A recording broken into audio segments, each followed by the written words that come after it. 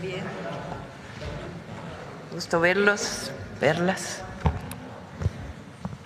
Bueno, el día de hoy está con nosotros Luisa María Alcalde, consejera jurídica, Ingrid Gómez, subsecretaria de Derechos para una Vida Libre de Violencia y en este momento encargada de la Secretaría de las Mujeres. Siéntense, por favor. Y también se encuentra con nosotros de la Fiscalía General de la República, Maribel Bojorquez. Ella es titular de la Fiscalía Especializada en Delitos de Violencia contra las Mujeres, Grupos en Situación de Vulnerabilidad y Trata de Personas. Vamos a presentar el día de hoy la iniciativa de sanción al feminicidio. Recuerdan que hicimos una modificación a la Constitución para que el feminicidio pudiera investigarse de la misma manera en todo el país a través de una ley general.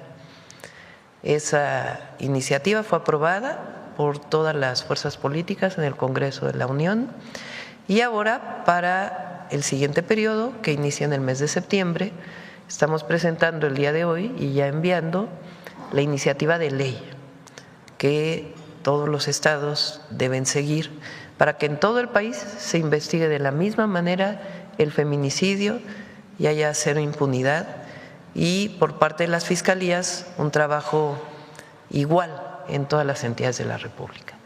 Para ello nos va a exponer primero Luisa María, después Maribel y al final Ingrid. Así es. Adelante. ¿Aquí? Sí, ya de aquí. Perfecto. Con su permiso, Presidenta, el día de hoy aquí en esta Mañanera del Pueblo firmará la Presidenta de México para ser enviada esta ley general al Congreso de la Unión para su discusión y esperemos, por supuesto, su aprobación. Entonces vamos a explicar en qué consiste esta importante ley.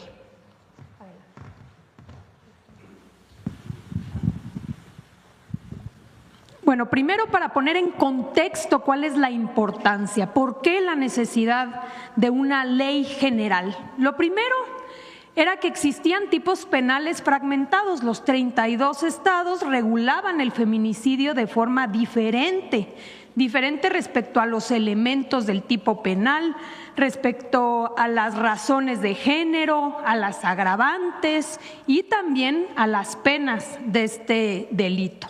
Había deficiencias en los procesos de investigación, la incorrecta clasificación de delitos violentos, falta de análisis de contexto de violencias, ausencia de estándares con perspectiva de género que generaban muchas veces pérdida de indicios y subregistros de feminicidios, delitos que se catalogaban como homicidios cuando realmente eran feminicidios. Ausencia de protocolos, las fiscalías no contaban o no cuentan con protocolos de actuación homologados y obligatorios para investigar y perseguir el feminicidio como tal, así como atender a las víctimas. Y finalmente, falta de mecanismos de información, ausencia de registros públicos homologados que impedían la detección de contextos de riesgo, antecedentes de violencia y circunstancias del delito, así como el diseño de políticas de prevención y atención estratégica. Por ello, como bien señala la Presidenta, el 6 de mayo se reformó la Constitución.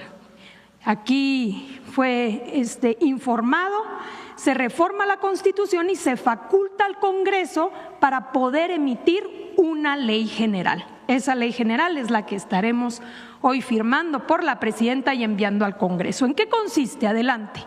Número 1, se homologa el tipo penal. Comete el delito de feminicidio la persona que prive de la vida a una mujer por razón de género. Y se establecen 10 razones de género, entre ellas signos de violencia sexual, delito motivado por estereotipos o prejuicios, antecedentes de violencia contra la víctima, contextos de asimetría de poder. Se establece una pena ya homologada en todo el país de 50 a 70 años de prisión y se establecen 19 agravantes para aumentar la pena en diferentes circunstancias, entre otras, cuando la víctima sea niña, adolescente o adulta mayor, esté embarazada o viva con discapacidad, que sea periodista, defensora de derechos humanos o migrante, se cometa por una persona servidora pública o la víctima presente signos de violencia como ataques con ácido o sustancias inflamables. También destacar que se sanciona la tentativa con pena de prisión de entre la mitad a las 2/3 partes de esta pena de 50 a 70 años. Adelante.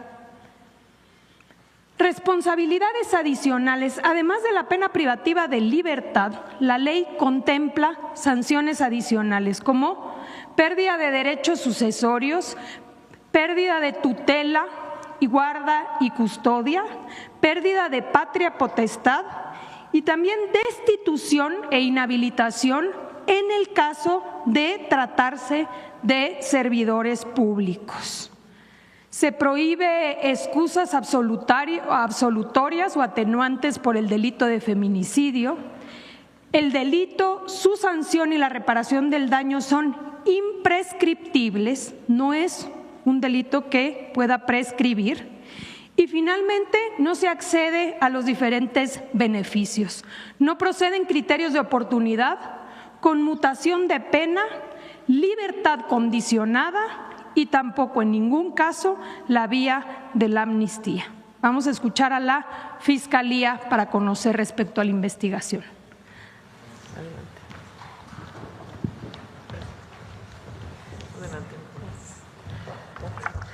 Buenos días, con su permiso, Presidenta. Esta iniciativa parte de una premisa fundamental. En casos de feminicidio, existe una obligación de investigar con debida diligencia, de forma reforzada. Para ello, se establece la homologación de protocolos especializados de actuación, los cuales deberán ser aplicados por todas las autoridades responsables de la Procuración de Justicia en el país. Estos protocolos deberán incorporar, entre otros elementos, la perspectiva de género, la debida diligencia reforzada, los análisis de contexto de violencia, la preservación adecuada de indicios y además una coordinación entre instituciones de seguridad, procuración de justicia y sobre todo la atención a víctimas. También se establece que la unidad o fiscalía especializada que hubieran iniciado la investigación, así como el Ministerio Público adscrito a la misma, deberán intervenir de manera continua en todas las etapas del procedimiento penal, desde su inicio y hasta la ejecución de las sanciones. Todo esto a fin de garantizar la debida diligencia, la continuidad procesal y la protección integral de los derechos de las víctimas. También se dispone en el proyecto que la Fiscalía General de la República y las fiscalías o procuradurías locales deberán contar con unidades o fiscalías especializadas para el conocimiento, la investigación y persecución del delito de feminicidio, además de contar con ministerios públicos, policías, personal técnico y pericial especializado y capacitado en materia de atención a víctimas. Además, la investigación del delito de feminicidio y las medidas de protección, y las cuales se van a elaborar los planes de investigación como técnicas también de investigación criminal, así como en derechos humanos de las mujeres con perspectiva de género. También el proyecto de ley dispone derechos de las víctimas a la reparación integral del daño, el establecimiento de coordinación institucional y el establecimiento de políticas públicas.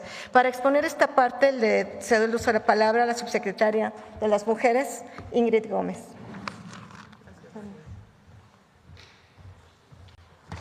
Buenos días a todas, a todos. Con su permiso, Presidenta.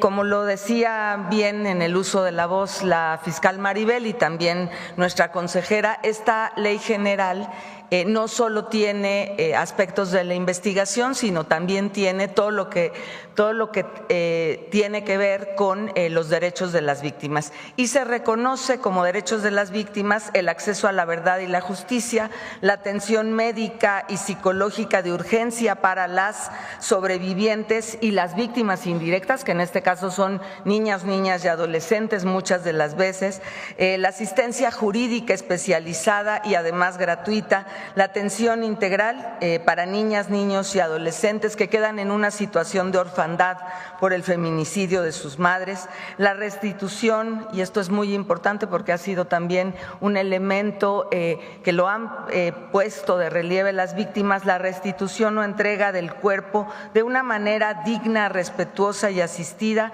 y servicios de traducción e interpretación cuando se trate de poblaciones indígenas. Además, si le damos a la siguiente, por favor, la reparación integral del daño está contemplada en el proyecto de ley y deberá de ser esta reparación transformadora, adecuada, efectiva, rápida y proporcional, y las entidades federativas responsables deben de atender el bienestar integral de las víctimas indirectas con énfasis en las hijas e hijos de las víctimas. Las personas, y esto es algo que también se ha solicitado, medios de comunicación y plataformas digitales deberán respetar la dignidad de las víctimas directas e indirectas. Una cosa es informar y la otra es hacer apología de la violencia con imágenes y contenidos que devalúan o degradan la dignidad de los deudos y de las propias víctimas. Todas las autoridades en el ámbito de las competencias tienen la obligación de garantizar, y por eso la transparencia es muy importante, el derecho a la verdad, el derecho a saber cuáles han sido las investigaciones, los procesos que se están dando en la investigación del feminicidio. Y si vamos a la siguiente, se contempla dentro del proyecto una parte de políticas públicas con un énfasis otra vez en niños, niñas en situación de orfandad por feminicidio. Las políticas públicas se articularán a través del Sistema Nacional para Prevenir, Atender, Sancionar y Erradicar la Violencia. Este Sistema Nacional está presidido por nuestra presidenta y en él están convocadas las y los gobernadores, las instancias de mujeres en entidades federativas, por supuesto la Fiscalía General, y que tiene por objeto verificar y promover que en todos los estados, así como estamos homologando el tipo penal, existan los elementos institucionales, normativos y estructurales de prevención, atención, sanción y erradicación de la violencia feminicida. Además, se pretende, una vez que se apruebe, tendrá que promoverse la armonización del tipo penal, la actualización de los protocolos que también están contemplados en la ley, los protocolos especializados en investigación y atención. Esta es muy importante, implementar campañas de concientización e información para prevenir el delito de feminicidio, la creación de grupos técnicos de apoyo que podrán ser creados al amparo del sistema y con el programa nacional e integral para prevenir, atender, sancionar y erradicar la violencia contra las mujeres, y la actualización de los registros de feminicidios a nivel nacional. La siguiente, por favor. Las políticas integrales a través de la plataforma multiservicios con las que cuenta el Estado mexicano, los centros libres, los centros de justicia. Tenemos 1001 centros libres, tenemos 85 centros de justicia, alrededor de 99 espacios de refugio, la línea 079 con la opción 1 y la red de abogadas de las mujeres, casi 1,200 abogadas de las mujeres en todo el país para atender y acompañar a las familias, a los niños, las niñas, las víctimas indirectas en el delito de feminicidio. Otra cosa muy importante y fundamental es la creación del Registro Nacional de Niñas, Niños y Adolescentes en Orfandad por Feminicidio. A la par se está revisando y actualizando el protocolo de atención a niñas en este sentido, porque es muy importante para dar certeza jurídica y certeza de vida a los niños y las niñas que van transitando muchas veces sin esa certeza para conocer cuántos son, en dónde están y poderles brindar toda la protección y la atención del Estado. Y además, pues los planes integrales de protección para aquellas víctimas que sean sobrevivientes, que hayan sobrevivido justamente a una tentativa y que requieren de una política articulada en materia de atención. Pues esto sería cuanto, Presidenta, y esta es la ley que hoy se firmará por nuestra Presidenta y será presentada hasta el Congreso. Muchas gracias.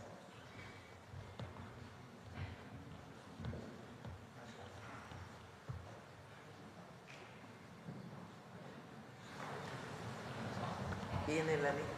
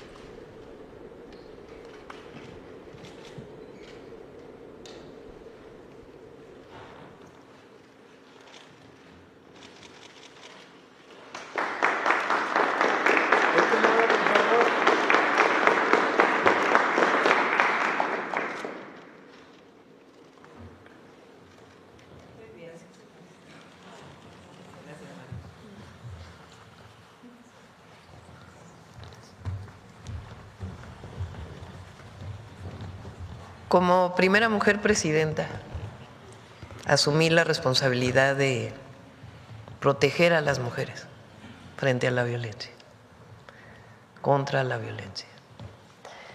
Y para ello lo primero que hicimos fue llevar a la Constitución los derechos de las mujeres, que no estaban plenamente establecidos.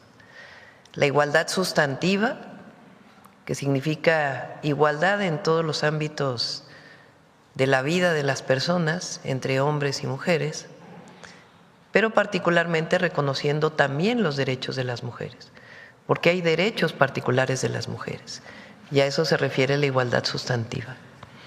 Ahí mismo en la Constitución establecimos el derecho de las mujeres a una vida libre de violencia y establecimos que a trabajo igual, salario igual, que no debe haber brecha salarial entre mujeres y hombres si realizan la misma actividad. Eso fue establecido en la Constitución. El 3 de octubre de 2024 enviamos esa iniciativa al Congreso y ese mismo año fue aprobada, de tal manera que las mujeres ya están en la Constitución.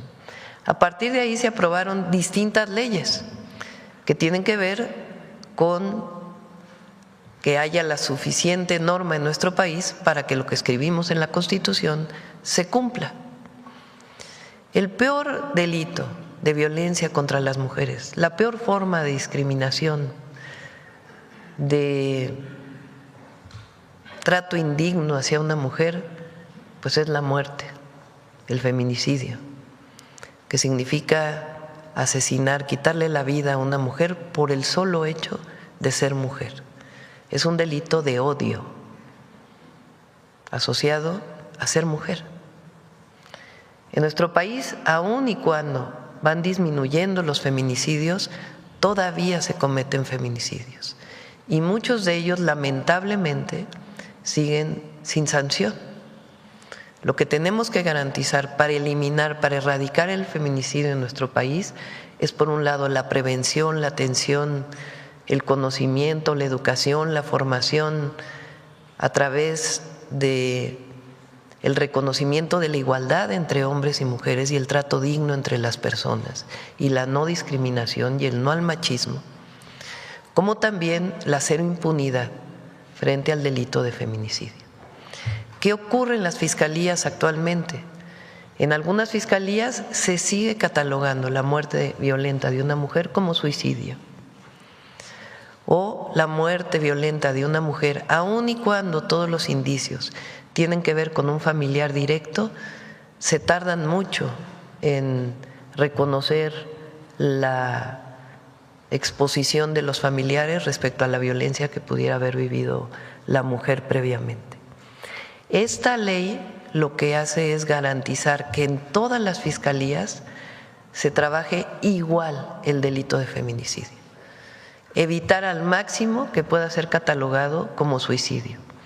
Evitar al máximo que, si se conoce la presunción del culpable, de quien cometió este delito, que lamentablemente en la mayoría de los casos es un familiar, lamentablemente, cerca del 90% de los casos de feminicidios fueron cometidos por la pareja, por la expareja o por algún familiar directo.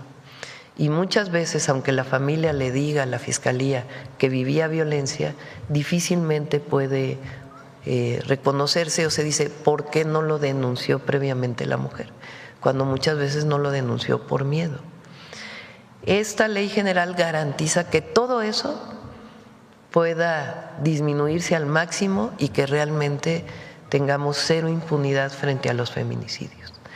¿En qué está sustentada? En un trabajo que se hizo en su momento por la Fiscal General de la República hoy, la Fiscal General de Justicia de la Ciudad de México entonces, Ernestina Godoy, que hizo un procedimiento muy claro que permitió disminuir la impunidad, que tiene que ver con el reconocimiento de lo que dicen los familiares, con este turno continuado del que habla Maribel y con la capacitación y formación de todos los ministerios públicos.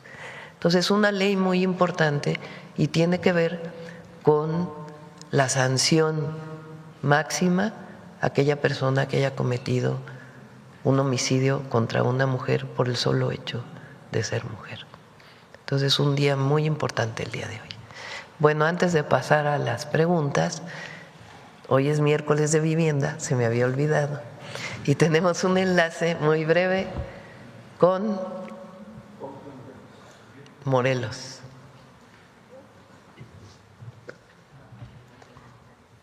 Adelante, Octavio, Edna, Margarita.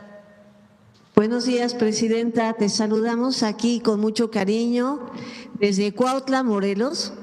Estoy acompañada, por supuesto, del director del Infonavit, Octavio Romero, de la secretaria de SEDATU, Edna Vega, y de la familia, una de las familias beneficiarias de este gran proyecto de vivienda, que es el señor René Sánchez y su esposa Cintia Hernández, y los niños que están parados desde muy temprano para saludarte. Muy contenta de participar en este gran programa nacional de vivienda. Morelos está trabajando para poder cubrir esa meta de terrenos para construir estas 10,000 viviendas que tenemos como meta en el Estado. Presidenta, muchísimas gracias y aquí estamos contigo como siempre. Gracias, Margarita. Edna. Presidenta, muy buenos días. Aquí acompañando al ingeniero Octavio Romero y con la compañera de la gobernadora, una familia que tiene un testimonio muy importante que compartirla. Ustedes, voy a ser muy breve. Es la sesión 24ª de este miércoles de vivienda que hemos realizado en 20 entidades del país. El Morelos, ahí vamos, la meta son 24,000 viviendas nuevas en lo que resta de la administración. El porcentaje de avance es del 16.2%.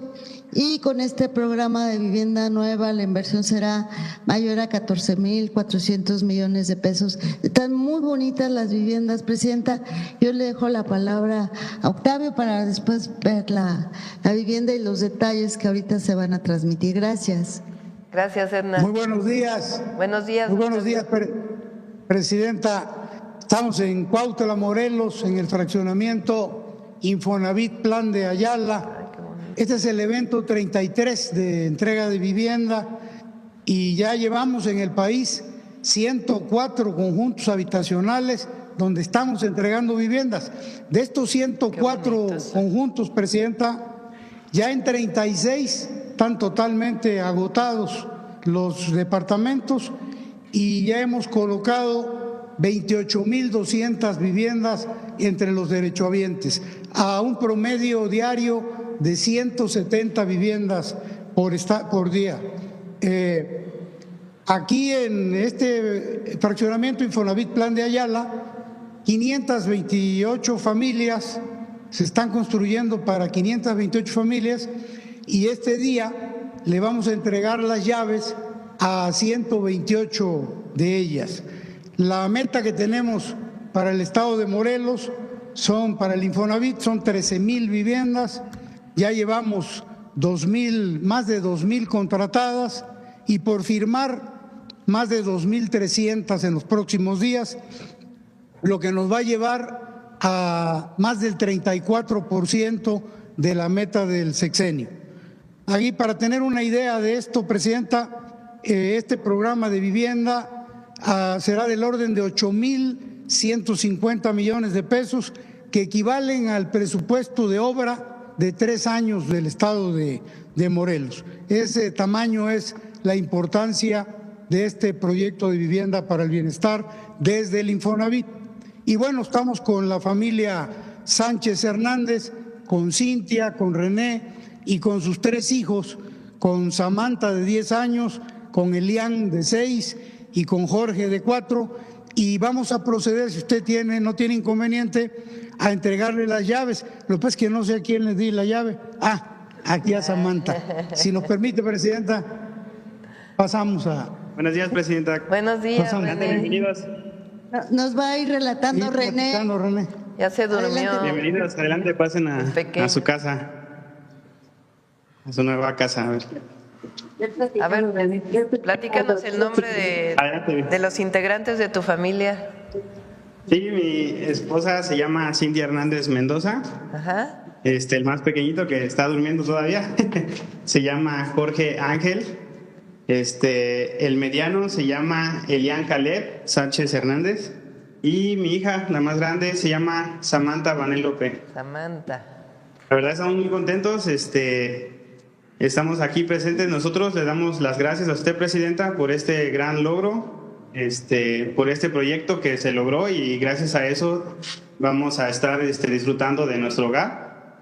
De verdad que estamos muy contentos. Le mandamos un fuerte abrazo, y ya que vamos a disfrutar de todos los beneficios, pues ya que cuenta con 2 recámaras, amplia cocina, comedor, sala, trae lo que es su baño, área de lavado, y disfrutar de un balcón. La verdad que está muy bien, amplios espacios, y muchas gracias.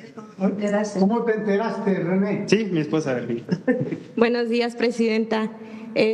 Pues nosotros principalmente nos enteramos porque mi abuelita es fiel seguidora suya. Todas las mañanas no se pierde la mañanera. Entonces ella fue una de las personas que más nos estuvo insistiendo para venir, para acercarnos, para ver si teníamos la oportunidad de poder adquirir una vivienda. Muchos saludos a tu abuelita. ¿Cómo se llama?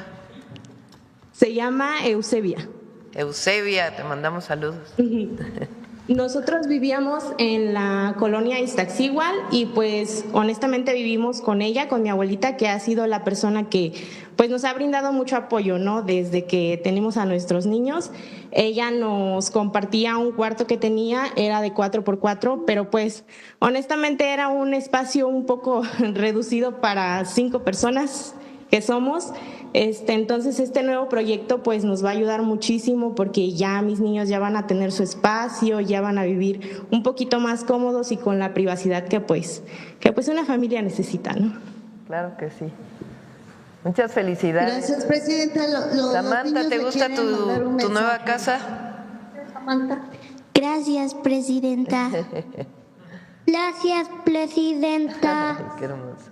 Muchas gracias, Presidenta. Al contrario, muchas gracias y muchas Le agradecemos felicidades. Y un fuerte abrazo de nuestra parte, y muchas gracias. Gracias, un abrazo muy fuerte. Buenos días, Presidenta. Felicidades, Octavio, Edna, Margarita. Bueno, vamos a las preguntas sobre el tema. A ver, la compañera. Gracias, Presidenta. Muy buenos días. Jessica Upart, periodista independiente del medio Enfoque Oportuno. Presidenta, su gobierno precisamente ha reiterado la protección hacia las mujeres y el combate de violencia de género, pues son su prioridad. Esto ante el alto índice de feminicidios que se presentan en el país.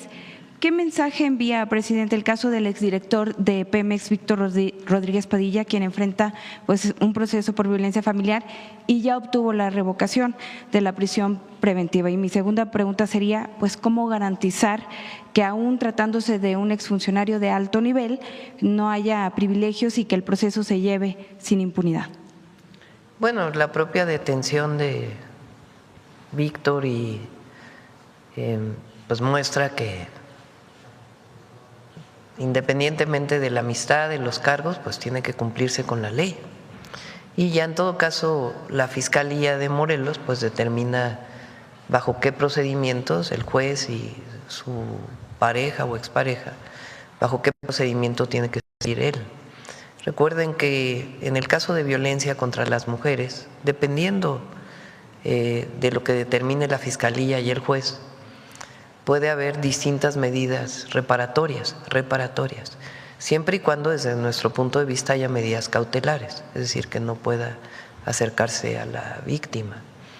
Esas medidas cautelares van desde reparación del daño o algunos otros mecanismos que se establezcan por el propio juez en función de la acusación de la Fiscalía y de ambas personas. Es algo que está en la ley, pero el solo hecho de su detención pues muestra que nunca vamos a proteger a nadie si viola la ley, y menos si hay violación contra la mujer, si hay abuso, si hay violencia contra las mujeres. Mencionaba al inicio de esta conferencia que pues no todas las fiscalías están investigando de la misma manera. Actualmente la tipificación y persecución del delito de feminicidios no están pues homologadas en todas las entidades del país.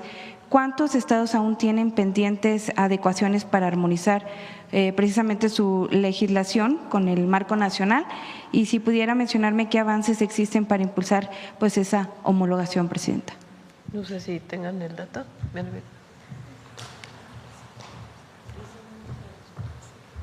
Con su permiso, Presidenta. Efectivamente, precisamente por eso es esta Ley General para prevenir, investigar, sancionar el delito de feminicidio. Sabemos que aún existen todavía, hay 2 procuradurías y los demás son fiscalías generales. Y esta ley lo que va a hacer precisamente es homologar precisamente el delito como tal, incluso también las penas como ya lo mencionamos, pero precisamente es para eso, homologar en todo el país la ley general que se llama para prevenir, investigar, sancionar el delito de feminicidio. Y es precisamente, como vuelvo a repetir, tenemos en todas las procuradurías y las fiscalías tener un mismo protocolo, que incluso también después viene, una vez que ya esté la ley, también tiene por un plazo se tiene que realizar un protocolo. Bajo este protocolo, las procuradurías y las fiscalías tienen que investigar. Aprovechando que se encuentra, ¿existe o está previsto algún calendario o estrategia para que las reformas pendientes sean aprobadas a la brevedad para poder dar impulso a esto que están mencionando? Tenemos un plazo, ¿verdad? Para que se pueda comentar. Si hay un plazo, incluso ahorita porque está en periodo, precisamente hoy está la firma, ya hay un periodo constitucional. Entonces, una vez que ya entre en ese periodo, también hay un plazo en el que se va a tener que presentar un protocolo precisamente sobre la Ley General para prevenir, investigar, sancionar el delito de feminicidio. ¿Quieres comentar los tiempos? Sí.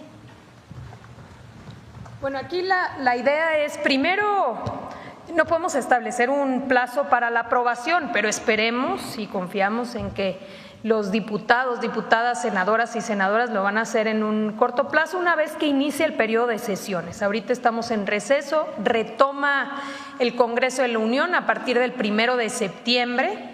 Puede adelantarse ya la discusión en comisiones, pero la dictaminación de esta ley pues estaría sucediendo muy probablemente en septiembre, dado que se trata pues de una prioridad que comparte el Congreso de la Unión.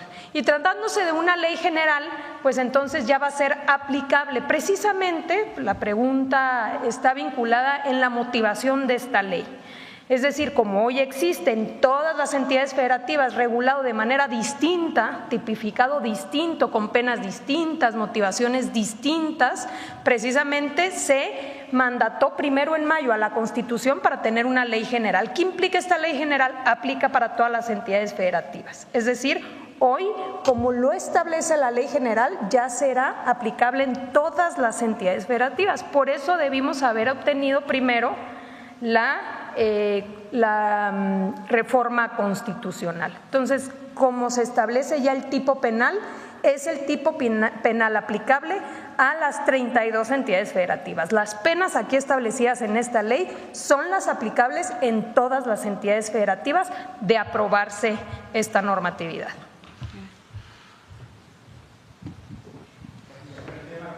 Listo. A ver, Vilchis, ¿qué nos visitas hoy? Buenos días, presidente. Acá atrás. Ay, perdón. No te preocupes. Buenos días, presidenta. Buenos días, compañeras, compañeros. Presidenta, quiero tocar el tema de la encuesta nacional de bienestar que salió ayer sobre el INEGI. Bueno. La satisfacción con las y los mexicanos alcanzó un promedio de 8.62, el nivel más alto desde el año 2021. Sin embargo, también muestra diferencias según el nivel educativo y el estado civil. ¿Cómo interpreta usted estos resultados y qué políticas considera usted que han contribuido a mejorar el bienestar de la población al tiempo que se busca en el gobierno reducir estas brechas? A ver, ponla, es muy buena, la verdad, y habla del estado de ánimo de las y los mexicanos, aún y…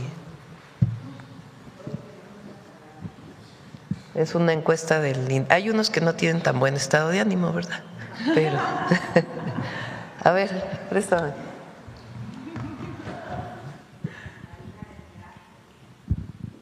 Bueno, a ver. El INEGI hace una encuesta que se llama Encuesta Nacional de Bienestar Autorreportada. O sea, ¿cómo te sientes tú a la hora de que te preguntan tu bienestar? En 2025, en una escala de 0 a 10, se le preguntó a la gente, la población adulta, mayores de 18 años o de 18 y más años, en México calificó su satisfacción con la vida actual en promedio con 8.62. 8.62. En 2021 era 8.45. O sea, una escala de 0 a 10, las y los mexicanos adultos dicen que están en un nivel de satisfacción con su vida de 8.62 y su bienestar. Hay una encuesta que hace la ONU, que hace Naciones Unidas, sobre la felicidad. Y ahí estamos, no me acuerdo en qué lugar salimos, pero lo interesante es que los países que están arriba de México tienen una población muy baja comparada con los 130, 34 millones, ya va a salir el conteo de población 2025 para saber exactamente cuántas mexicanas y mexicanos somos, pero está muy por debajo su población de, ahí está, Finlandia tiene 5 millones de habitantes, Islandia 402,000, Dinamarca 6 millones, Costa Rica 5, Suecia 10, Noruega 5, Países Bajos 18, Israel 9, Luxemburgo 686,000, Suiza 9 millones, Nueva Zelanda 5 millones y México 133 millones. En este informe de felicidad mundial somos, digamos, per cápita, por población, la población más feliz del mundo. Y coincide con la evaluación que hace el INEGI. 8.62 es un nivel pues muy alto de satisfacción, de bienestar. O sea que la gente está contenta, aunque algunos no. Presidenta, el combate a la corrupción ha sido uno de los pilares sobre los que se construyó el proyecto de la Cuarta Transformación.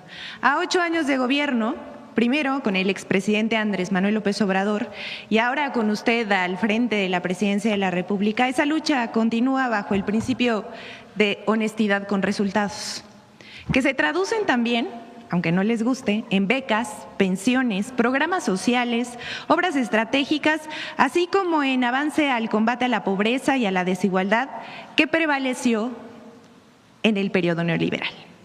Todo esto se logró con la eliminación de privilegios, la instauración de la austeridad republicana como política pública, el uso responsable del presupuesto público y la prohibición de la condonación de impuestos a los grandes contribuyentes, entre otras cosas, lo que permitió recuperar miles de millones de pesos que antes se quedaban en manos de unos cuantos y que hoy se destinan al bienestar del pueblo de México. Sin embargo, son precisamente ellos, los del PRIAN, quienes a partir de algunos casos buscan instalar la percepción de que todos son iguales, una narrativa que además es amplificada diariamente por ciertos medios de comunicación, comentócratas y en redes sociales. Además, también espacios de opinión afines a la oposición, hay que decirlo.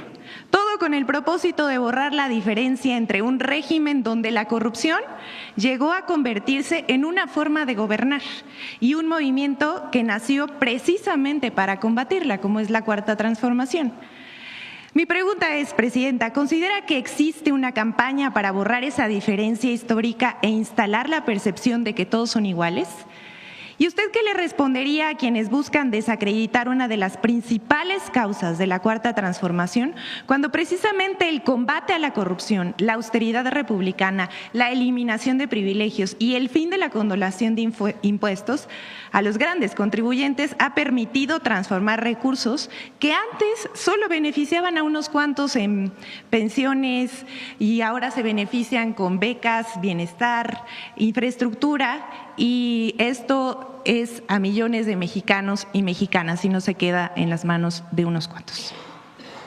¿Cómo puede explicarse que 14 millones de adultos mayores, adultas y adultos mayores, tengan una pensión bimestral? Que en total, si sumamos todos los bimestres que reciben los adultos mayores y el número de adultos mayores, representa más de 500,000 millones de pesos al año. 500,000 millones de pesos al año. Medio billón de pesos. ¿De dónde sale ese recurso? De lo que antes era corrupción. No hay otra explicación. Antes no había esos programas. No había la pensión de adulto mayor. Lo que había era un esquema muy corrupto de compra del voto. Se utilizaban los programas del gobierno para dárselos a quien coincidía con una posición política, con un partido político. Se preguntaba, Hambre Cero, ¿no? ¿Cómo se llamaban todos los programas? Oportunidades, Solidaridad, Prospera. Entonces era, ¿a qué partido perteneces? Ah, pues a uno distinto del PRI. Ah, pues no te toca. A la hora de la elección, ¿por quién vas a votar? Ah, bueno, pues otro partido político. Ah, no te toca. ¿Quieres el apoyo?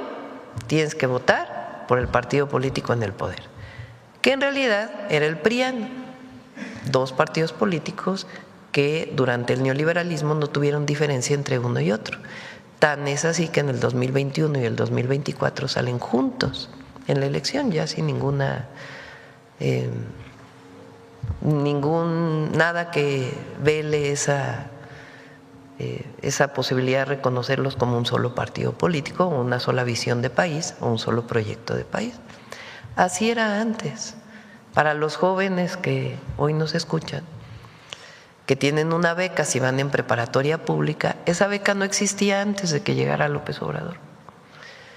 Y había becas vinculadas con su afinidad política o con su calificación, que no quiere decir que no tengan que hacer un esfuerzo personal todas y todos, pero nosotros los construimos como derechos universales para todas y para todos, para mejorar la condición de las familias y evitar que los jóvenes puedan salir de la escuela, o las niñas y los niños.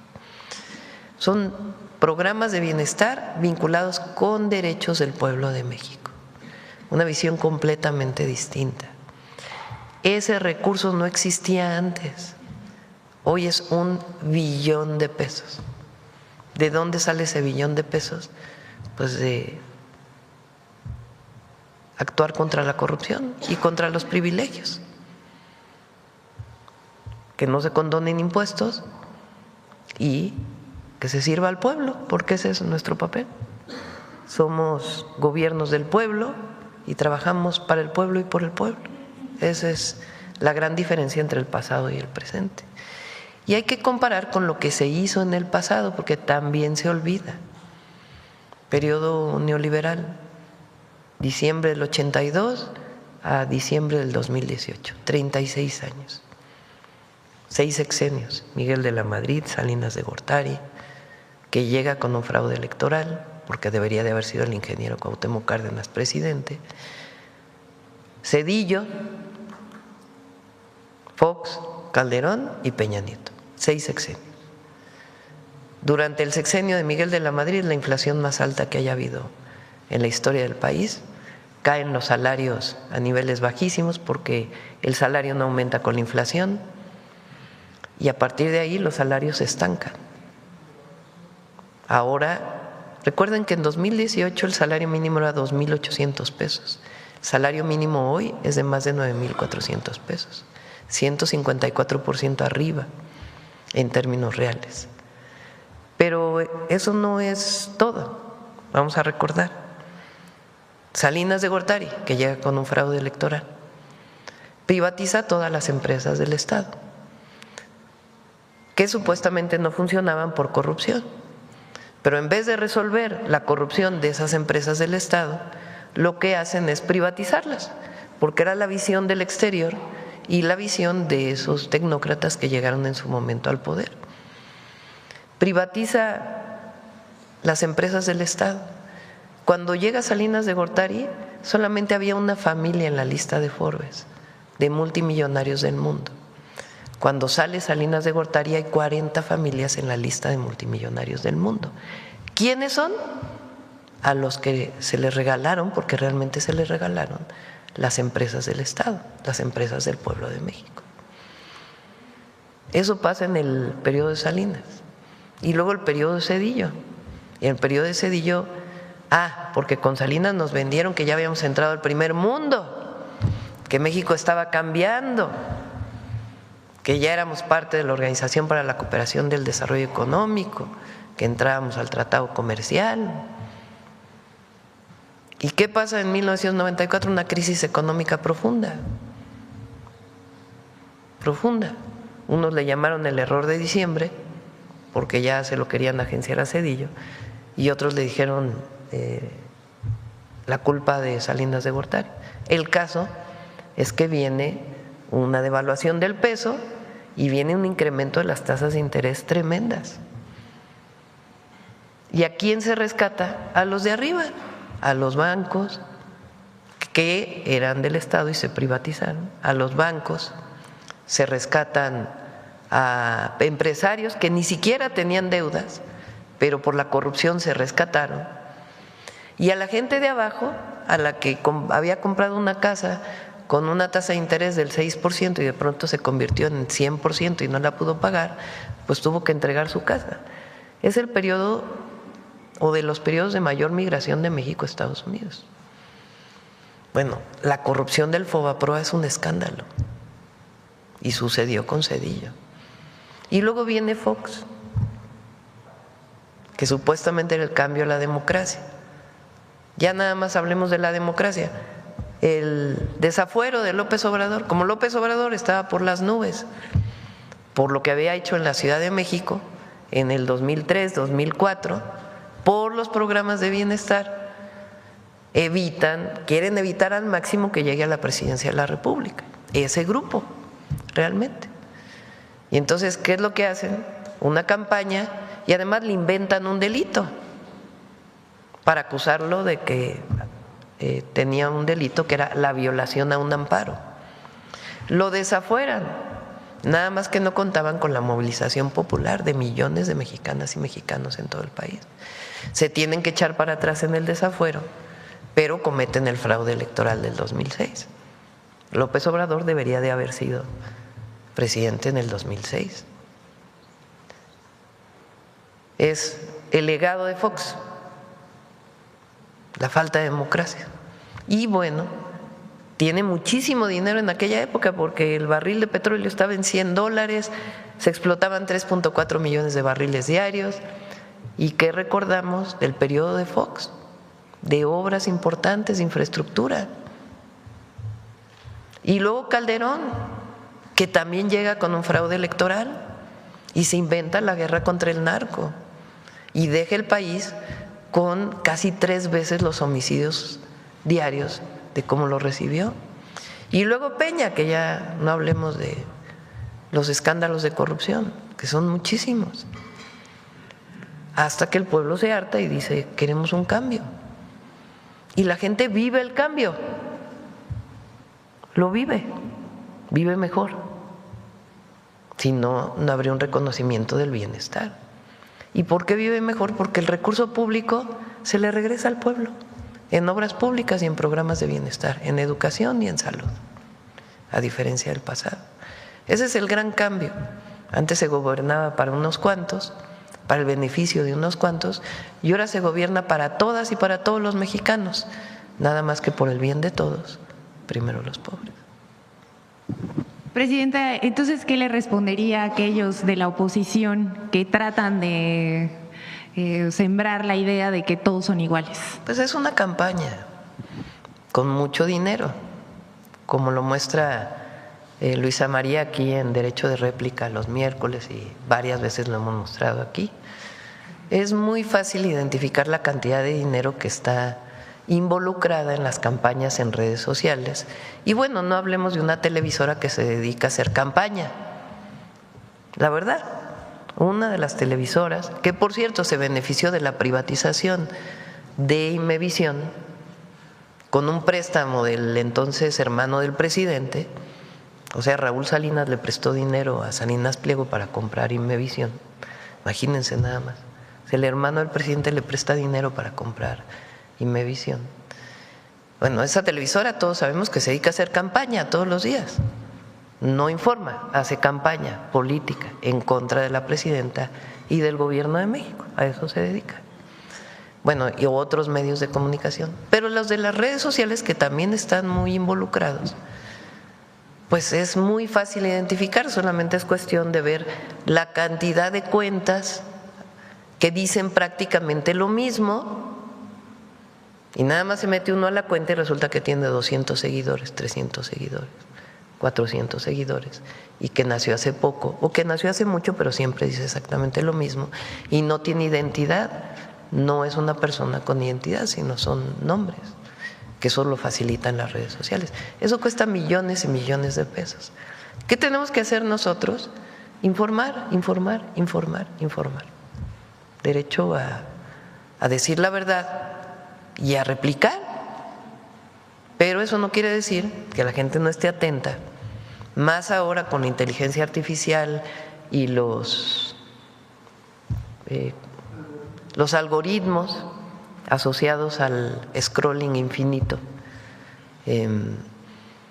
que influyen muchísimo. Pero el pueblo no es tan tonto, o no es tonto. El pueblo no es tonto y sabe que cuando le llega una pensión cada bimestre, pues es muy diferente al pasado. Presidenta, por último, quiero preguntarle, a lo mejor le robo una nota a la consejera ya, Miguel, pero mire, fíjese, antes del Mundial vimos una campaña de la oposición y de algunos medios que anticipaba un escenario de caos. Nos las vendieron, se hablaba de inseguridad, mala organización, problemas de movilidad y de que México no estaba preparado para recibir un evento de tal magnitud. Sin embargo, el torneo se desarrolló con estadios llenos, millones de personas participando en actividades públicas, visitantes de distintas partes del mundo y una imagen de hospitalidad, cultura y capacidad organizativa que fue reconocida dentro y fuera del país. Ahora que ese escenario de desastre, pues ya vimos que no ocurrió, pareciera que la narrativa cambió. Algunos comentaristas ya hablan de un supuesto fracaso económico a partir de cifras preliminares. Y voy a decir nombres. Esta fake news la empezó Azucena Oresti y Pepe Yuste. Bueno, estos dos señores,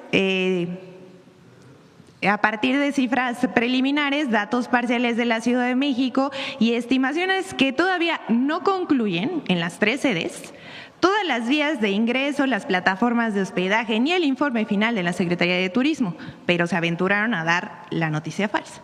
¿Usted considera que existe una campaña para desacreditar el trabajo que se realizó durante el Mundial? ¿Y cuál es el balance real que hace sobre la organización, la derrama económica, el turismo, la infraestructura y la imagen que México proyectó hacia adentro, pero también hacia el mundo. Hay a ver si lo encuentras, un video del charro que no sé cómo se llama la cuenta, un video muy bonito, creo que está en inglés incluso, de promoción de México. No sé si es de la Secretaría de Turismo, porque a veces la imagen habla más que 1000 palabras. Y va a venir ya Josefina, yo creo que, no sé si la próxima semana, cuando cierre bien los datos de junio, para poder informar en las entidades de la República cómo se vive el Mundial. Pero realmente fue un momento de mucha alegría para todas y todos los mexicanos. Y todo visitante que vino a México pues se sintió. A ver si lo tienes, o nos aguantamos, o no es.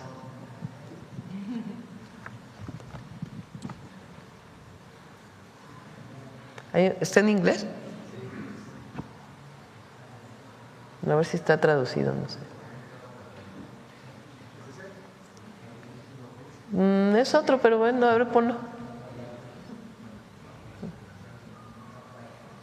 Ponle. Greater, a country united, A ver si luego lo traducen para. with heart, a culture that welcomed the world with warmth, joy, and kindness. That is the real Mexico. We leave this tournament with our heads held high, with pride. Pride in our team, pride in our people, and with the certainty that the extraordinary things is yet to come. So don't feel sorry for us. Instead, start planning your journey. Come experience the cultural greatness of Mexico for yourself and discover why millions of travelers fall in love with our people. Mexico always will be waiting for you with open heart. Traveling to Mexico is amazing. A ver si lo traducen para ponerlo al final de la mañanera. A ver si. Gracias, Presidenta. Gracias. Buen día. Vamos de este lado. A ver, compañero. ¿Qué tal, Presidenta? No me levanto para no tapar los estudios de las cámaras. Miguel Hernández, de Canal 14. Preguntarle sobre el tema de la ley en contra del feminicidio. La propuesta plantea la protección para niñas, niños en situación de orfandad. Preguntarle qué alcances tendrá esta legislación para estos sectores o para estos niños.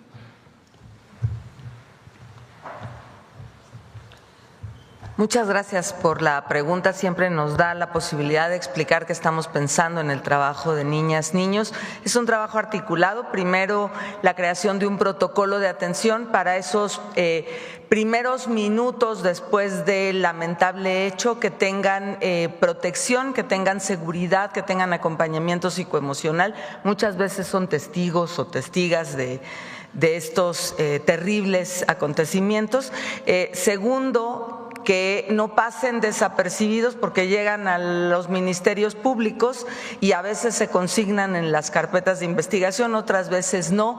Muchas veces se les dan cuidados y atenciones a las familias del feminicida, ¿no? A los niños y las niñas que están en esta situación, y también su certeza jurídica queda en el limbo. Por eso es importante un registro nacional que articule además las políticas públicas de atención, de seguridad, de certeza jurídica, y que puedan estar en donde puedan desarrollarse de la mejor manera. Es un trabajo conjunto que la ley también prevé que sea liderado por el Sistema Nacional DIF y también las fiscalías, en este caso la Fiscalía General. Muchas gracias. Presidenta, también preguntarle, esta mañana el Consejo Europeo avaló el Acuerdo Provisional de Comercio. Preguntarle cómo se toma esta noticia y qué beneficios traerá para México pues este acuerdo. Es una buena noticia. Recuerden que hace poco estuvo aquí la presidenta de la Comisión Europea y firmamos el acuerdo. Faltaba todavía que pasara por el Congreso Europeo y ya está aprobado prácticamente, y lo que significa es la posibilidad de México de exportar más hacia Europa, porque se disminuyen tarifas, aranceles de exportación Entonces, muchos productos agropecuarios y de otro tipo pueden ser exportados a Europa y al mismo tiempo también abre la posibilidad de inversiones, incluso de financiamiento para esas inversiones por parte de Europa. Perfecto. O del Banco Europeo. Gracias. Perfecto. Por último, el día de hoy se recibe la visita del presidente de Panamá. Preguntarle sí. ¿Cuáles son los principales temas que abordarán en esta reunión? Hay varios temas que estamos interesados ambos de tratar, desde temas económicos, culturales y también un asunto que ellos están solicitando a todos los países del mundo de neutralidad del canal, que nosotros estamos totalmente de acuerdo. Pero son algunos de los temas que vamos a platicar este día. Terminando la mañanera viene. Muchas gracias, presidente. Gracias. Vamos de este lado. A ver la compañera.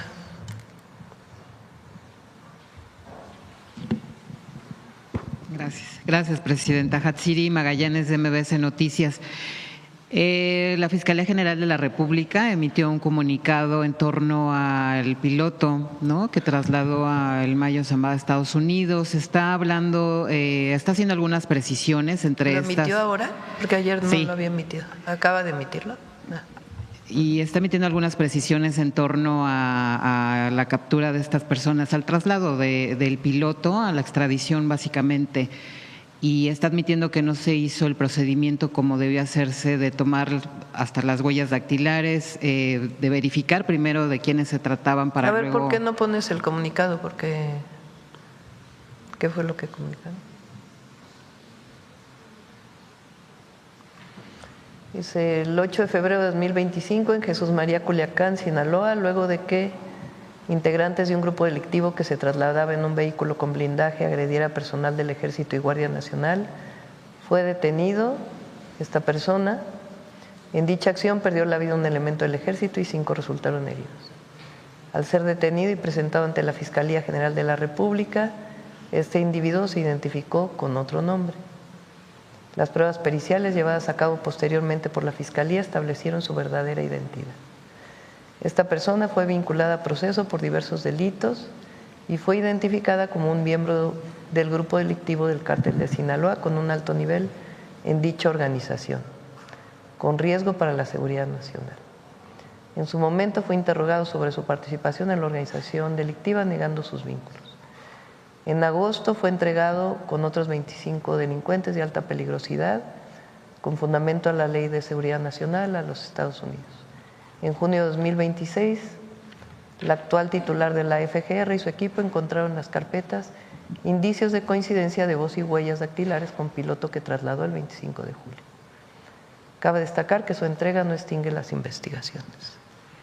Y en este caso, el exfiscal no le había informado a usted nada al respecto de este tema, no se hizo el procedimiento como debió hacerse, estará fallando pues la forma en que la Fiscalía está haciendo estos procesos. Bueno, ya que la Fiscalía también aclare.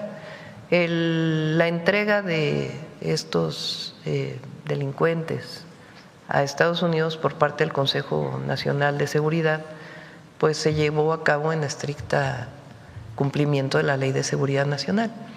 En esas reuniones, como lo comenté desde su momento, desde la primera entrega, participó directamente el Gabinete de Seguridad. No participé personalmente en esas reuniones y ellos hicieron una investigación muy exhaustiva de cada una de las personas que debía enviarse y cada uno de ellos con el análisis de riesgo de lo que podían representar por estar en México. La decisión que toma el Consejo es para la protección de México, para mejorar la seguridad en nuestro país. Pero se entiende que hasta ese momento no se sabía que era el piloto, ¿no? Por eso pues es lo que comenta la Fiscalía y ellos ya tendrán que dar más información sobre todo este caso. Gracias, presidenta. Ayer también se dio a conocer la salida de Ulises Lara de la Fiscalía General de la República. Se había dado a conocer que él también estaba llevando el caso de Rubén Rocha Moya. Y no conozco eso, pues le corresponde a la fiscal.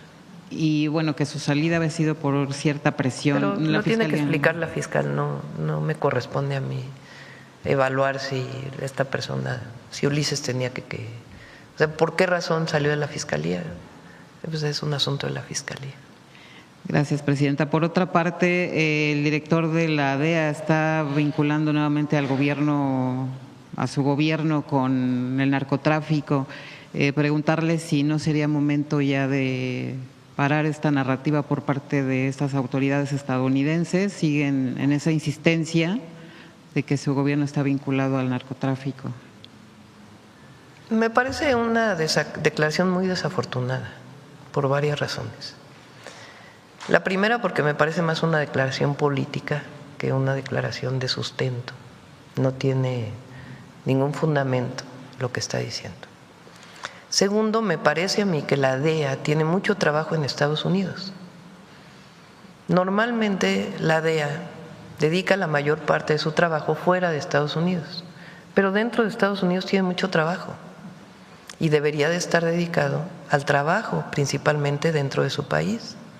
Aquí lo dije una vez, hay una serie muy popular, de las más populares, que muestra justamente eso, la fabricación en Estados Unidos de metanfetaminas. Y así como eso es una serie que puede parecer ficción, pues es una realidad. Hay producción de metanfetaminas en los Estados Unidos y de otras drogas. Pero además la venta de droga, la mayor venta de droga en el mundo está en los Estados Unidos. ¿Quién la vende? ¿Cómo la venden? ¿Cómo la distribuyen? ¿Cómo lavan el dinero? Eso es algo que la DEA debería estar investigando. Y hay otro tema muy importante. Recientemente se dio a conocer de un elemento de la DEA vinculado con el narcotráfico. Pero no solamente es uno, hay muchos casos, muchísimos.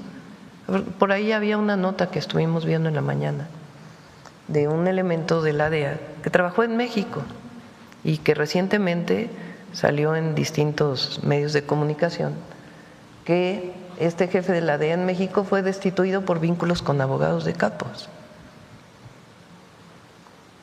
No sabemos de este caso qué pasó, pero fue destituido, pero no sabemos si se le siguió una investigación o no. Entonces, hay muchas cosas que la DEA tiene que hacer en su propio país y dentro de su propia organización. Y no estar con declaraciones que en realidad es política la declaración. Porque justamente sale el día, esta declaración, de que informamos que hay una reducción de los homicidios dolosos de 48%. No podría haber, eso está demostrado, si un gobierno está vinculado con algún grupo delictivo, no puede haber disminución de delitos. Es una contradicción. Si hay vínculo, hay aumento de delitos. Y la mejor demostración es el sexenio de Calderón. En el sexenio de Calderón había vínculo con un grupo delictivo demostrado. ¿Y qué fue lo que ocurrió? Aumento de los homicidios dolosos y de la mayor parte de los delitos. Entonces, negamos rotundamente las afirmaciones del titular de la DEA y lo conminamos a que trabaje mucho en Estados Unidos y dentro de su propia organización, y a que siga, en todo caso, colaborando con el gobierno de México de manera respetuosa, porque a México se le respeta. Gracias, presidenta. Y por último, preguntarle si el Gabinete de Seguridad le dio algún reporte sobre este ataque a la regidora de Morena en Tecate, en Baja California. Lo informará el Gabinete de Seguridad, ellos informarán si es un muy lamentable caso y ellos están haciendo la investigación de por qué se da este atentado. Gracias, presidenta. De este lado. A ver, vamos a Oaxaca. Gracias, presidenta. Qué gusto saludarla desde el estado de Oaxaca. Con mucho afecto, estamos de fiesta en la Guelaguetza. Presidenta, recientemente utilizó el proyecto transísmico la empresa Hyundai. Fueron miles de vehículos los que transitaron. Viene el presidente de Panamá. ¿Puede haber algún acuerdo para que sea una alternativa de traslado internacional el proyecto transísmico de México? ¿Se podrá dialogar? ¿Y de qué forma se estará fomentando también para que otras empresas puedan utilizar esta capacidad instalada que tiene México en el istmo de Tehuantepec? Hay muchas empresas que están ya haciendo contratos con la Secretaría de Marina y con el Corredor Interoceánico, muchas. Una de ellas es esta empresa de automóviles que ya trasladó su primer cargo. Bajan, a ver si lo pasamos aquí ese día. ¿El video? Ya lo pasamos aquí, el video. A ver, pon el video de… Si no lo tienes, pídeselo a Paulina. Es un video donde viene el barco, van bajando los coches, suben al tren. ¿Sí lo pasamos aquí? Ya lo pasamos, ¿verdad? Entonces, es muy bueno porque en realidad son vehículos que pasan por el interoceánico, entran en Salina Cruz, salen en Coatzacoalcos y lo utilizan para exportar esos vehículos directamente de un país asiático hacia el este de los Estados Unidos. Yo diría que no compiten, el Canal de Panamá, cumplen funciones complementarias. No es que le vayamos a quitar carga al Canal de Panamá para el interoceánico. Cumplen funciones complementarias y tiene mucho potencial en el interoceánico y se está reflejando en la cantidad de contratos.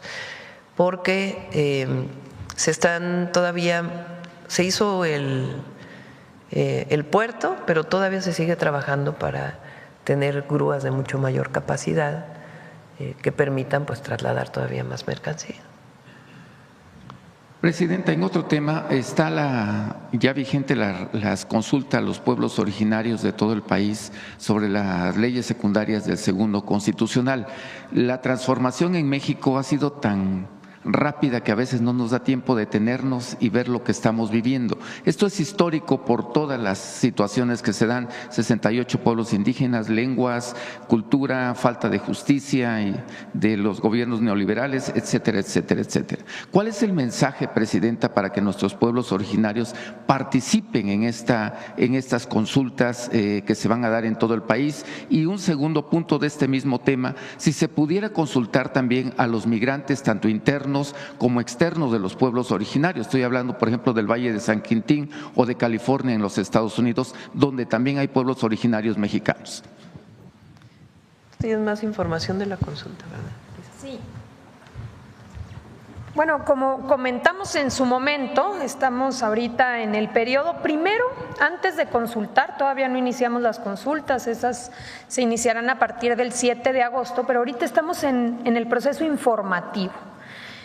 Antes de preguntar si están de acuerdo, cuáles son las propuestas y recogerlas de todas las comunidades, pues primero hay que informar cuál es el proyecto de ley que se trabajó.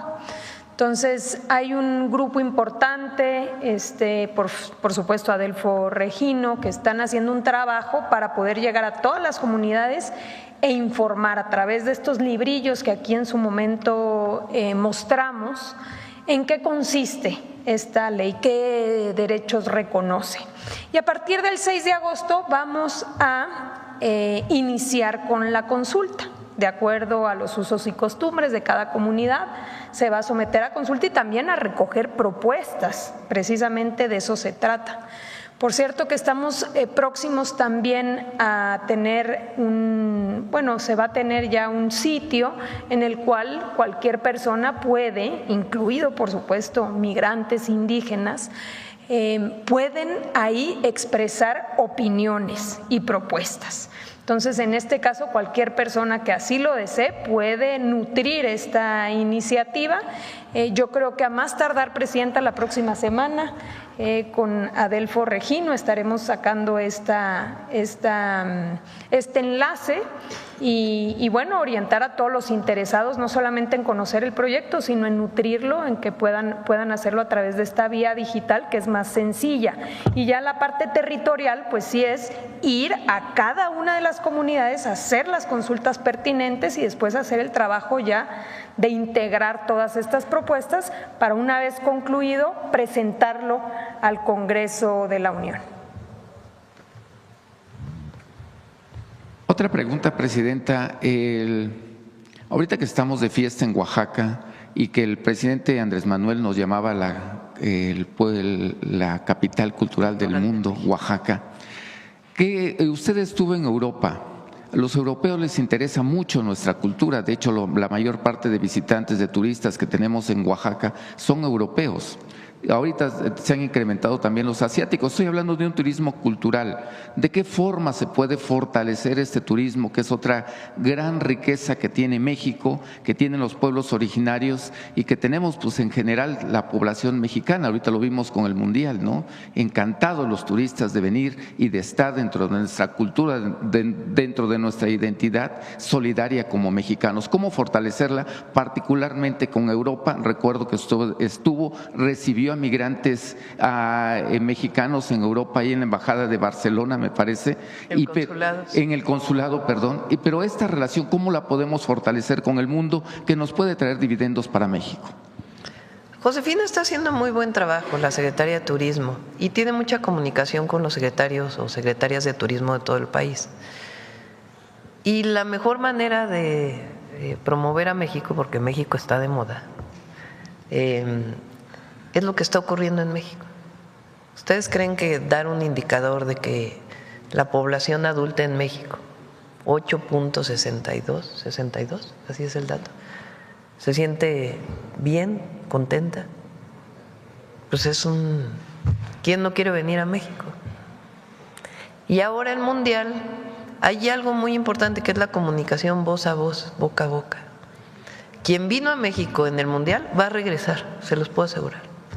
Pero además ellos le van a platicar a sus amigos, a sus familiares, los van a invitar a que vengan a México, porque quien vive una buena experiencia en el país, pues obviamente es el mejor promotor del turismo en México.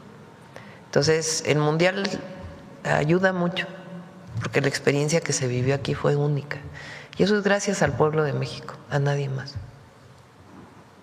Ya por último, Presidenta, ¿tiene usted agendada alguna visita a Oaxaca en próximos meses? Vamos a ir pronto, sí. Gracias, Presidenta. Gracias. Vamos, este fin de semana, por cierto, vamos al sureste otra vez. Ya mañana les platico. Mañana les platico. A ver, vamos acá.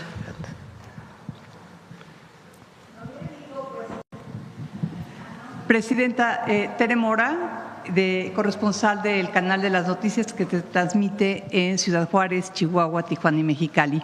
Presidenta, yo quisiera preguntarle de qué manera se mejorarán las investigaciones, la capacitación de policías y fiscales si no disminuye la impunidad. El problema del feminicidio puede persistir. Esta ley va a ayudar mucho. Ahí está, pasa la gráfica de feminicidios, la que me pasaste hace un momentito. Promedio diario de víctimas de feminicidios por año. Ha disminuido, pero obviamente nosotros queremos que no haya un solo feminicidio en el país. Entonces, hay una disminución del 2021 a la fecha y tiene que ver con muchos temas. Uno, muchas fiscalías que actúan para acabar con la impunidad en el caso de feminicidio, pero tiene que ver también con una cultura que se va promoviendo de igualdad. Si se promueve una cultura de discriminación, de machismo, pues hay cada vez más discriminación contra las mujeres que se puede llegar a traducir en el peor de los delitos, que es el feminicidio contra una mujer. Entonces, todo lo que ha ocurrido, el que haya una mujer presidenta ayuda, y también el movimiento de las mujeres, que hay un movimiento de mujeres jóvenes, de reivindicación de las mujeres y en contra de la violencia. Todo ayuda en la sociedad a disminuir la violencia contra las mujeres. Y ahora esta ley va a ayudar más, porque va a ser el mismo esquema de investigación y de sanción que haya en todo el país. Y eso es muy, muy importante. La homologación. Sí. Presidenta, por otra parte, la sección 9 de la Coordinadora Nacional de Trabajadores de la Educación anunció movilizaciones mañana en el Centro Histórico de la Ciudad de México. ¿Cuál sería su mensaje? Ya hablé yo de eso. Ya. ¿Siguen abiertas las mesas? ¿En Gobernación las pláticas? Ya hablé de eso. Ya. Bueno, ahora, el Servicio de Inmigración y Control de Aduanas de Estados Unidos suspendió ayer los controles de autos relacionados con la aplicación de la ley de inmigración. Esto luego de que agentes mataran a dos hombres en incidentes distintos tras realizar controles en Texas y Maine, el primero de origen mexicano y el segundo colombiano. ¿Qué le parece esto? Pues todo lo que se haga por favorecer una política de promoción de derechos humanos es bueno. Eso es así. Y de todas maneras nosotros pues ya tomamos algunas medidas de protección a los mexicanos en el exterior. Pero sería muy bueno que el ICE dejara de hacer estas redadas. Pues sí. Desde luego. Gracias. Vamos de este lado. A ver, compañero. Gracias, Presidenta. Buenos días. Marco Antonio Olvera, del canal México News World y del portal Hidalgo News. Le tengo 3 preguntas, si me lo permite. La primera es sobre esta iniciativa de ley que a mí me congratula para que ninguna mujer, obviamente, debe ser violentada y mucho menos quitarle o arrebatarle la vida. En ese sentido, no sé si en el apartado de esta iniciativa que se mandará al Congreso existe una pena más dura, porque también hay que decirlo, hay mujeres que también le quitan la vida a otra mujer por diversas causas. En ese sentido, yo no sé si en algún apartado la consejera jurídica lo integró. También lo puede cometer una mujer, son delitos de odio, pero en el 99.9% de los casos no son mujeres. Y con respecto a la siguiente pregunta, Presidenta, ayer los integrantes del PAN primero se escandalizaron porque su gobierno, ellos acusan que su gobierno… Se homologan las penas, ¿verdad?, en la ley. ¿Quieres comentarlo, Luisa? A ver si me ponen la lámina, perdón, ya me ando aquí cayendo. Se homologa el tipo penal. Okay. ¿Qué quiere decir? O sea, ya no se puede regular como cada entidad federativa considere, a partir de la ley general y una vez aprobadas en 180 días, ya cada entidad federativa, todos van a tener que establecer lo mismo. Comete el delito de feminicidio la persona que prive de la vida a una mujer por razones de género, y las 10 razones de género, todos. Y también la pena para todas las entidades federativas, pena de 50 a 70 años de prisión. Adicional a ello, 19 agravantes. Entonces, esta es una pena, pero hay una pena adicional tratándose de algunas circunstancias. Por ejemplo, si la víctima es una niña, es adolescente o es adulta mayor, si está embarazada o es una persona con discapacidad. Entonces, esto es para todas las entidades federativas. Es importante entender esto porque ese es el objetivo de una ley general.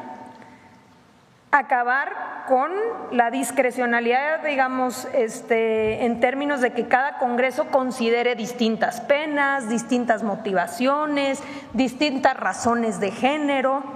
Entonces, precisamente para poder atacar la impunidad y que se pueda llevar un registro y se pueda establecer que es un delito de feminicidio, todas las entidades tendrán que regularla de la misma manera. ¿Cómo?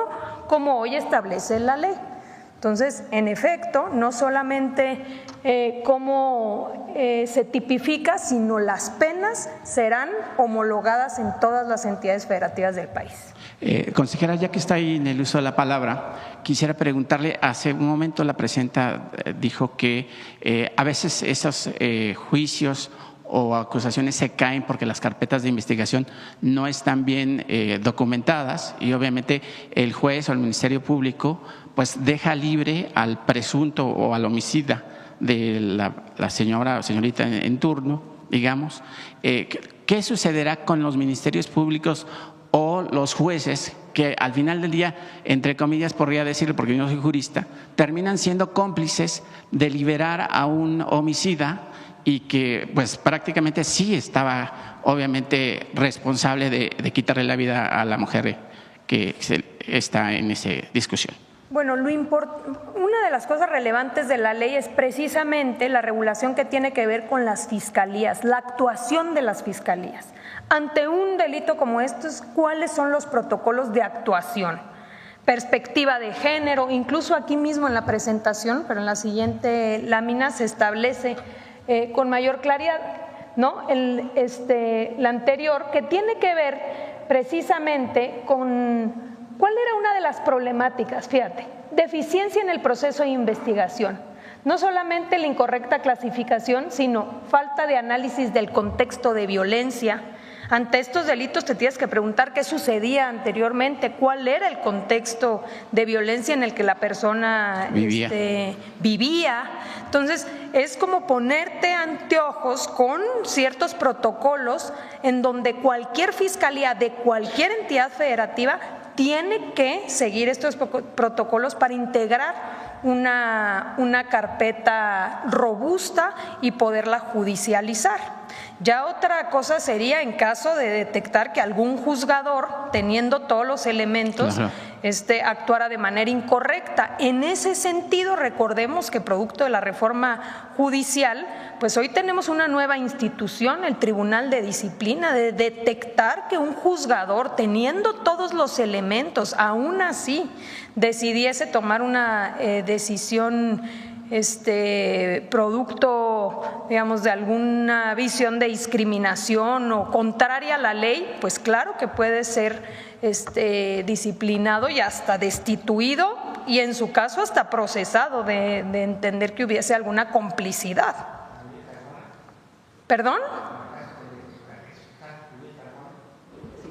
Sí, exacto. Es un caso importante, ¿no? Que ahí recordemos aquel caso pues que tenía que ver con complicidades de esconder un delito de esta magnitud. Correcto. Gracias, consejera. Gracias. Presidente, en el siguiente tema, la ultraderecha y la derecha encabezada por el PAN han pugnado más para que su gobierno entregue al exgobernador con licencia Rocha Moya por supuestos nexos con delincuencia organizada y demás, cosa que no se ha demostrado y Estados Unidos pues obviamente tampoco ha mandado pruebas, ¿no? En ese sentido, ayer el exgobernador Cabeza de Vaca apareció en un programa de radio en el estado de Querétaro, pues obviamente apoyando y defendiendo el gobierno de Querétaro para que obviamente pues alcen en las encuestas. Así que deben de decir, no me ayudes, compadre. Alcen en las encuestas cuando pues obviamente Morena pues lleva la delantera para recuperar o gobernar en el siguiente. Recuerden que este caso, el exgobernador de Tamaulipas, él tiene doble nacionalidad. Es ciudadano mexicano y ciudadano estadounidense, vive en Estados Unidos. México ha pedido su extradición, dado que recientemente la Corte resolvió que no era procedente un amparo que él había promovido exactamente y se está pidiendo su extradición y no ha habido esa respuesta por parte del gobierno de Estados Unidos. ¿Y la Fiscalía sigue el proceso, presidenta? Sigue el proceso, es decir, ya no procede el amparo. Entonces, si estuviera en México, pues ya procedería la orden de aprehensión que fue solicitada en su momento al juez, pero vive en Estados Unidos. Entonces, por eso digo, no me ayudes, compadre, en el caso de quien se quiera promover para alguna candidatura, ¿no? Porque es un hombre que está buscado por la ley. Sí, entonces, para su gobierno, Cabeza de Vaca es un prófugo de la justicia. Bueno, de acuerdo con la justicia, no solamente para nuestro gobierno, es un prófugo de la justicia porque así está. Es un hecho. Correcto, presidenta. Y el último tema, si me lo pregunta, estoy un tanto consternado, pero a la vez quisiera hacerle un planteamiento. El fin de semana un medio hermano por parte de mi padre tuvo un colapso cardíaco. Yo solicité el apoyo de la gente del IMSS, de la comunicación social, después me comunicaron con la gente de IMSS Bienestar y nosotros en ese traslados de un hospital a otro y a otro, terminamos en el Hospital Nacional de Cardiología.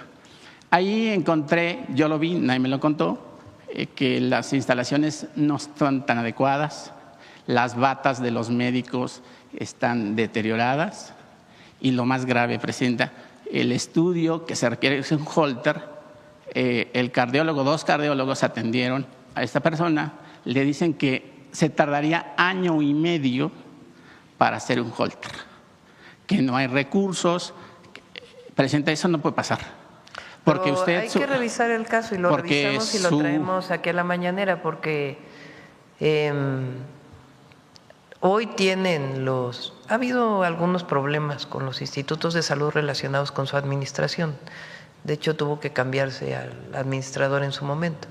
Revisamos si es un asunto de falta de recursos reales, que la información que nosotros tenemos y que la vemos todos los lunes no es así, o de la propia administración de los institutos de salud. Sí, lo digo, presidenta, no con el afán de molestar, sino simplemente porque pues, ustedes todos los martes de salud se explica que hay recursos para los hospitales, se está, pues, digamos, quitando toda la corrupción que se vivía en las administraciones pasadas y se están poniendo bien los hospitales. El de Joco, debo decirlo, está en perfectas condiciones, hay todo adecuado, está limpio, la gente trabaja. Sin embargo, también en urgencias tardamos 3 horas para que atendieran una emergencia cardíaca. Una emergencia cardíaca es isofacto, es ya, o sea, no mañana ni en 5 minutos. Entonces, pues canalizar eso. Con todo gusto tomamos este caso como un ejemplo y que lo informe el Gabinete de Salud y lo informamos aquí en la mañanera. Gracias, presidenta. Buenos días. Sí. Bueno, yo creo que ya nos vamos, ¿no? Sí, que la conocimos hace poco. Nuestro pésame a su familia. Una mujer, un símbolo de México, del cine de oro nacional, y una mujer alegre. La conocí hace poco, repito, ahí en Morelos. A ver si tienes la foto ahí en mis redes. Me la presentó Margarita, la gobernadora de Morelos, y con una voz todavía de esas voces profundas, muy hermosa, un símbolo para México. Nuestro pésame y reconocimiento. Bueno, vamos con el detector de mentiras. Con su permiso, presidenta, buenos días a todas y todos. Frente al éxito del programa Vivienda para el Bienestar, algunos medios de comunicación responden con mentiras. Frente al humanismo mexicano, columnistas lanzan calumnias e invenciones intentando socavar la soberanía nacional. La Unión Europea, Reino Unido y Australia, entre otros países, han comenzado a regular el uso de redes sociales en niños y adolescentes, considerando el daño que éstas causan a sus procesos cognitivos. Al mismo tiempo, el Papa León XIV ha advertido que la inteligencia artificial, como otras tecnologías, dan a quienes tienen el conocimiento y sobre todo el poder económico para explotarlo, un dominio impresionante sobre el conjunto de la humanidad y del mundo entero. Aquí, en México, frente a las mismas preocupaciones, medios y comentócratas inventan censura. Veamos el video del detector de mentiras de esta semana.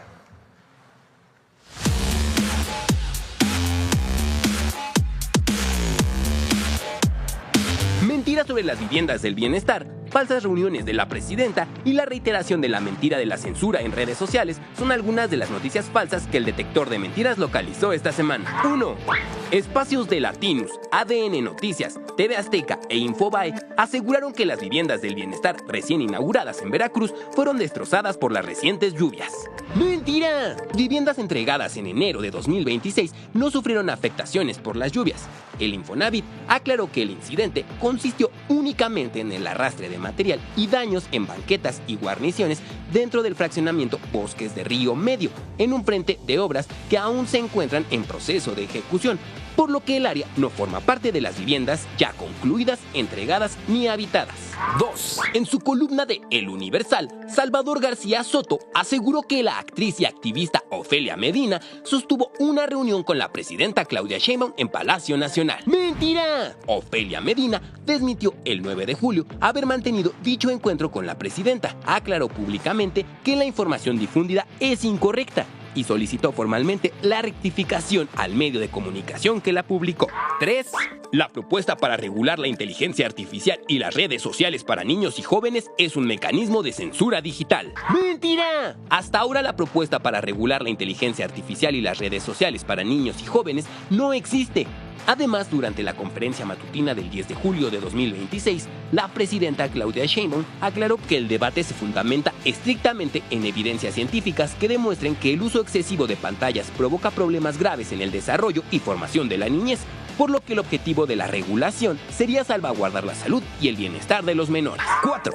Carlos Loret de Mola y Raimundo Riva Palacio difundieron que el gobierno de México esconde y protege al gobernador con licencia para evitar una acción de Estados Unidos, mientras que Reforma aseguró que se opacan los reportes del caso. ¡Mentira! El Gabinete de Seguridad del Gobierno de México desmintió que fuerzas federales custodien al gobernador con licencia de Sinaloa. También informó que es falso que fuerzas federales hayan realizado un operativo para cambiar de ubicación u ocultar al gobernador con licencia. La Secretaría de Relaciones Exteriores informó que por instrucciones de la presidenta Claudia Sheinbaum se transparentará toda la información vinculada al caso, con excepción de lo estipulado por la ley sobre los expedientes judiciales en curso, los cuales tienen carácter reservado para no vulnerar el debido proceso.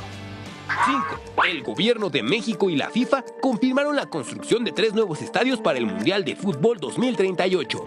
¡Mentira! No existe ninguna candidatura aprobada por la FIFA para que México sea sede del Mundial 2038. Las candidaturas para ese Mundial aún no se conocen, solo se han dado a conocer las sedes de los Mundiales 2030 y 2034.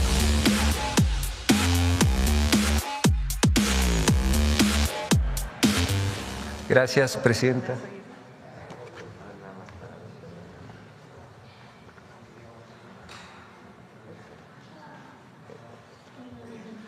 Muchas gracias. Buen día.